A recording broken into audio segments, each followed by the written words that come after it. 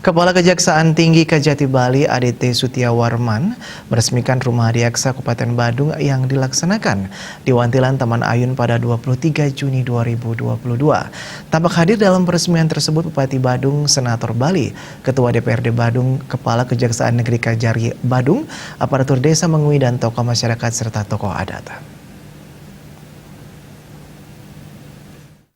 Dengan diresmikannya Rumah Restoratif Justice Adiaksa ini, para jaksa Kejari Badung akan menggunakan hati nurani sebagai dasar pertimbangan dalam setiap proses penuntutan hukum, keadilan hukum yang membawa manfaat dan kepastian hukum untuk semua pihak.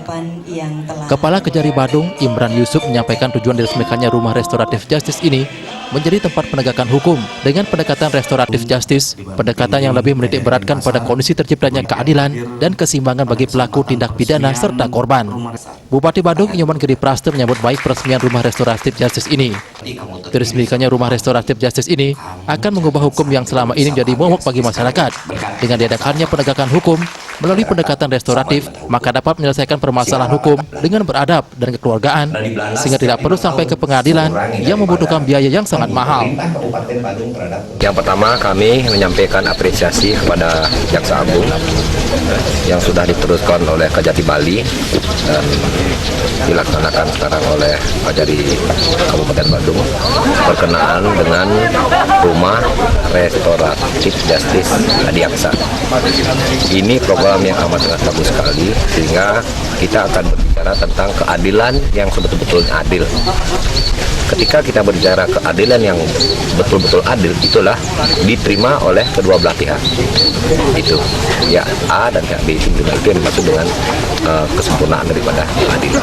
Badung serta hadirin sekalian yang Kepala Kejaksaan Tinggi Kejati Bali ADT Sutiawarman mengatakan berdasarkan Peraturan Pelaksanaan Nomor 15 Tahun 2000, batasan penghentian penuntutan berdasarkan restoratif justice, yaitu tersangka baru pertama kali melakukan tindak pidana. Tindak pidana diancam dengan pidana denda atau diancam dengan pidana penjara tidak lebih dari 5 tahun.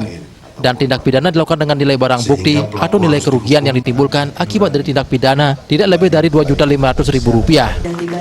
Menurutnya, selain batasan-batasan tersebut, faktor penting lainnya adalah pelaku mendapatkan maaf dari korbannya. Bahkan pelibatan tokoh agama, tokoh adat, dan tokoh masyarakat sekitar untuk memberikan rekomendasi dapat atau tidaknya dilakukan restoratif justice. kita harapkan bahwa terbentuknya rumah ini nanti bisa dimanfaatkan oleh masyarakat untuk bermusyawarah menyelesaikan perselisihan, bukan hanya pidana ya, perdata juga, ahli waris juga.